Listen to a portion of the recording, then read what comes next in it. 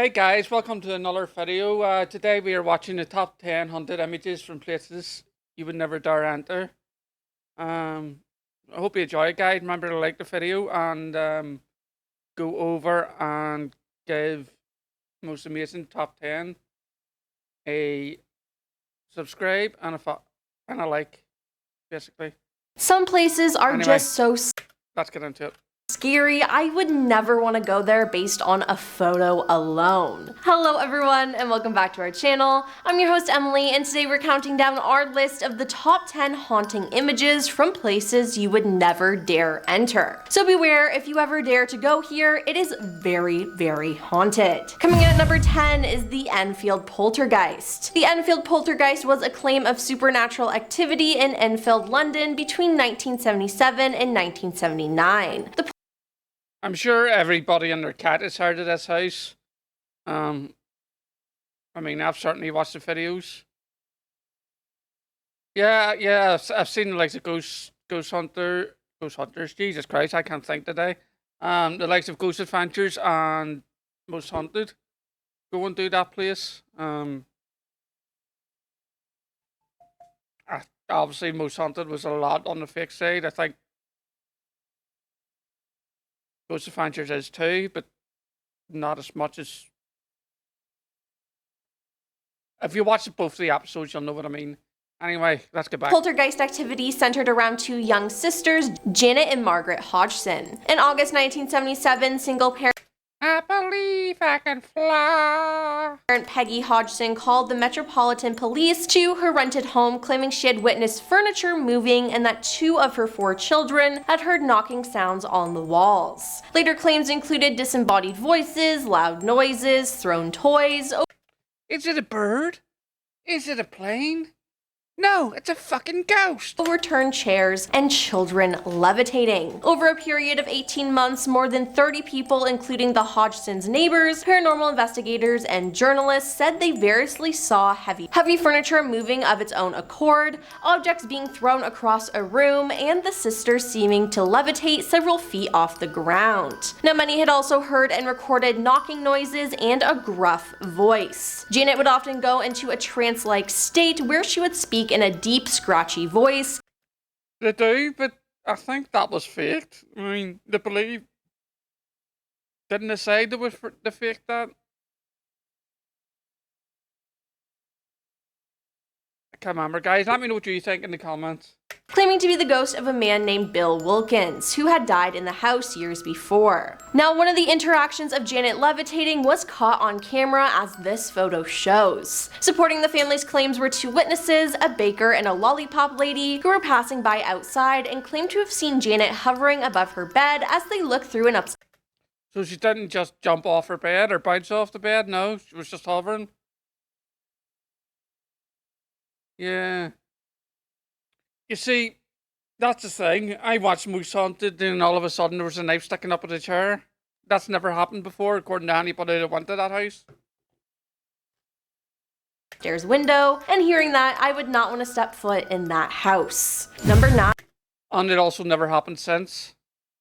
The Brown Lady of Raynham Hall. The Brown Lady of Raynham Hall is a ghost that reportedly haunts Raynham Hall in Norfolk, England. It became one of the most famous hauntings in the United Kingdom when photographers from Country Life magazine claimed to have captured its image. According to the legend, the Brown Lady is the ghost of Dorothy Walpole, the sister of Robert Walpole, generally regarded as the first Prime Minister of Great Britain. She was the second wife of Charles Townshend, who was notorious for his violent temper. The story goes that when Charles discovered his wife had committed adultery with Lord Wharton, he punished her by locking her into rooms in her family home, Raynham Hall. According to Mary Wortley Montagu, Dorothy was entrapped by the Countess of Wharton. She invited Dorothy over to stay for a few days, knowing that her husband would never allow her to leave, not even to see her children. She remained at Raynham Hall until her death in 1726 from smallpox. This is just an extremely sad story, and I can't imagine her pain. And the first sighting of the Brown Lady was in 1835, and the photograph was taken in 1936. Number 8. The Amityville House. One of the most famous haunted houses in the United States is the Dutch colonial house at 112 Ocean Avenue in Amityville, New York. Now, the haunting stems from the night of November 13th, 1974, when 23-year-old Ronald DeFeo shot and ended the lives of all 6 members of his family. He was then arrested, convicted, and given 6 concurrent life sentences. In December of 1975, George and Kathy Lutz, along with their 3 children, moved into the house and claimed that spooky things were happening. For example, George would wake up at 3:15 every morning, which was approximately the time that Ronald had attacked his family. Kathy said she would feel a ghostly presence and be embraced by it. All of this and more caused the family to flee in fear after only staying in the house for 28 days. Due to this, demonologists Ed and Lorraine Warren visited the house and set up time-lapse infrared cameras and caught this photo. Believers of the haunting think the photo is the ghost of the youngest Defoe son, John Matthew, who was 9 at the time of the death. Number 7. Murphy's Hole. In 2014, Kim Davidson was swimming in a lake with a friend and their combined 3 children. They went to Murphy's Hole in Lockyer River in That's where she went. Queensland, Australia. While there, they took a photograph. Normal, right? Well, when the photograph came out, there was a ghostly figure of a girl behind the group who looked like she was leering behind the family. They said that nothing was in between them when the photo was taken. On closely examining the image, they realized it was a white face with dark eyes and 2 That does look like somebody there. Because if you look at the rest of them, like over here on the left-hand side, that's all bleached out as well. Here as well. You know that angle towards the sun? horns on either side of the head. Kim posted it on Facebook, and upon seeing the image, many comments were made, and some said that the 2 horns looked like 2 ponytails or buns. Yeah, now, a fellow user then shared the story of Doreen O'Sullivan, a girl who accidentally drowned in the same creek in the same spot in 1913. Her obituary was found in the Brisbane Courier dated November 22nd, 1913. Now, the spot, which has always been considered dangerous, I don't believe that. I mean, if you look at that picture, that would mean that they don't have any more of that child after that age. So whatever was in that creek or whatever it was looked a lot older than that child. Is known as Murphy's Hole, and it is over 20 feet deep. Now, upon reading this, Kim recollected that they had experienced strange things that day when they were swimming in the water. She felt someone's presence behind her, but she ignored it. Twice, someone in the water even grabbed her eldest daughter's leg. By looking at the photo, she was convinced that the unknown face was that of Doreen. Now, Kim got 2 paranormal experts to check the picture, and after investigating the photograph carefully, they concluded that the shape of the image was that of a child. Number 6. The Stanley Hotel. The Stanley Hotel is a 140-room. I've heard about this in Ghost Adventures. It's quite good. It inspired Hello, the Shining movie. Hey, Sander, how you doing? Colonial Revival Hotel, about 5 miles from the entrance to Rocky Mountain National Park. It was built by freelance Oscar Stanley and opened on July 4th, 1909. Now, the Stanley Hotel inspired the Overlook Hotel and Stephen King's 1977 best-selling novel, The Shining. Now, in the years following the publication of The Shining, the Stanley And you're playing, my friend? Hotel gained a reputation as a setting for its paranormal activity. As you can see in this photo, a spirit was caught on camera on the main staircase of the hotel. Now, Stanley died in 1940, but many believe his presence can still be seen and felt at the hotel, mainly at the bar and in the billiard room. The ghost of his wife Flora has a habit for tinkering around on the hotel's piano, according to multiple accounts. The 4th floor is the most haunted, with guests hearing children's laughter in the halls with no one to be found.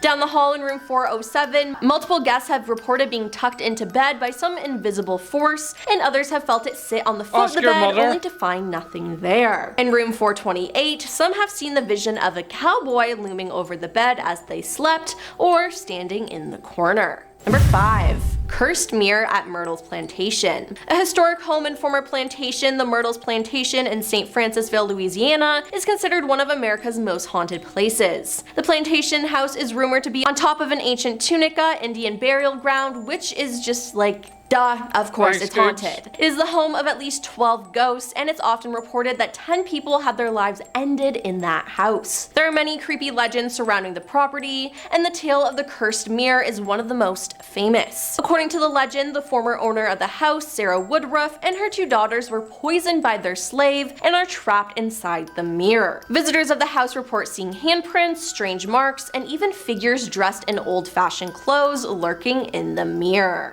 Number 4. The Conjuring House. Now this is just a normal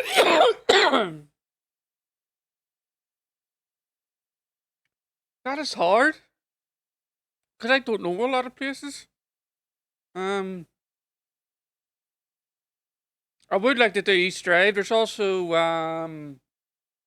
down south in the Republic of Ireland, there's Lap Castle. Apparently that's really haunted. Like the most haunted place in Ireland. But obviously everyone claims that. photo of the outside of the Conjuring House, but it is terrifying. Now, originally called the Arnold Estate, this house came filled with horrors. In January I remember this.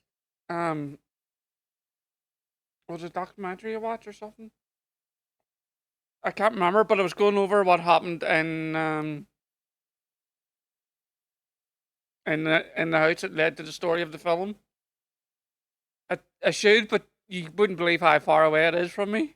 1971, the Perrin family, Roger, Carolyn, and their 5 daughters, Andrea, Nancy, Christine, Cindy, and April, moved into the farmhouse. Not long after moving in, the family reportedly experienced all matters of paranormal activity, from apparitions to physical I mean, I can certainly look into it.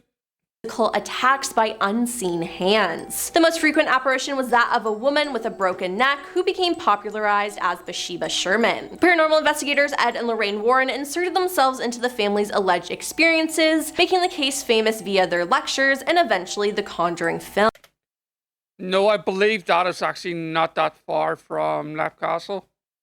I think it's around there somewhere. The Perrin family claimed that paranormal experiences went on for almost 10 years until the family had abandoned the house in 1980. Today, you can do tours at the house where guests report being touched and hearing voices, including one that will often warn guests to get out of the basement if there is a malevolent spirit around. Number 3. Paris Catacombs. In the 18th century, amidst a public health crisis relating to the city's cemeteries, authorities decided to relocate the cemetery's remains to an abandoned quarry. This effort created the meticulously arranged Paris catacombs lined with bones that hold the remains of more than 6 million people. As one visits the catacombs, a sign above reads "Arrête, c'est ici l'empire de la mort," aka "Stop, this is the empire of death." It's also No, mind, look, I get lost in it. called Barrière d'Enfer, aka the Gate of Hell. Now, there are 200 miles of catacombs, which are all regarded by many people to be the portal to hell. Now, there are plenty of urban legends and ghost stories lurking in the skeletal maze. You wouldn't. You get lost too. These include a group of explorers finding a video camera left on the ground in the early 1990s. From the video, they could tell the man holding the camera was lost and had no idea how to escape, and the man was going mad in the underground network of the tunnels. To this day, no one knows who he was or if he managed to get out alive. Also, you can't be in there after midnight because that's when the walls begin to speak. It's said disembodied voices will try to persuade you to venture even deeper into the catacombs until you can't find your way out again. I mean, just looking at this normal photo of it, it's creepy, and why anyone would want to go down there is beyond me. Number 2. Why would anyone want to build it in the first place? Allegheny Lunatic Asylum. The Trans-Allegheny Lunatic Asylum, located in I think Ghost Adventures also did this, which was a good episode.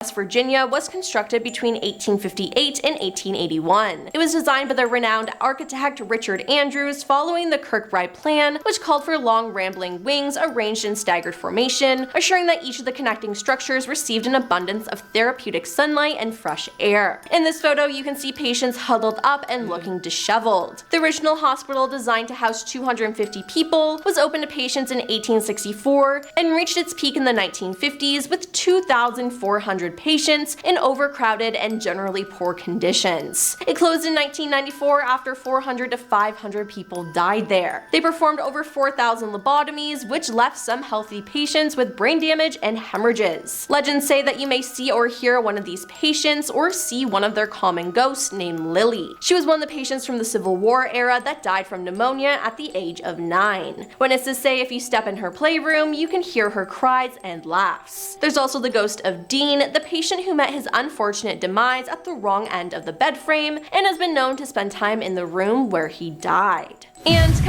What does that mean, at the wrong end of a bed frame? coming at number 1 is the Ancient Ram Inn. The Ancient Ram Inn Oh, I watched this episode. I loved this episode. Ghost Adventures did this as well. It's pretty haunted.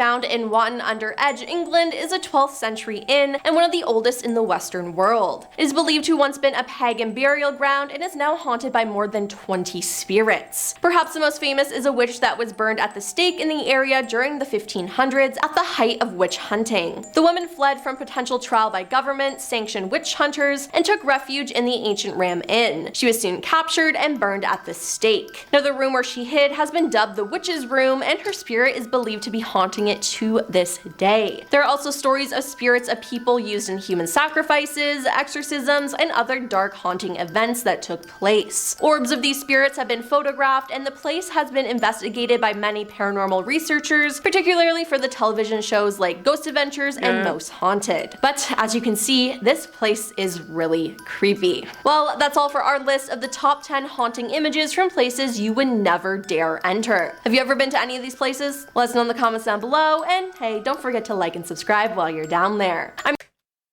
There you go, guys. As you heard, that was the top 10 haunted images from places you would never enter. If you liked the video, remember to subscribe and like, and go on over to Most Amazing Top 10 and give them a subscribe. Thanks for watching, guys. Bye.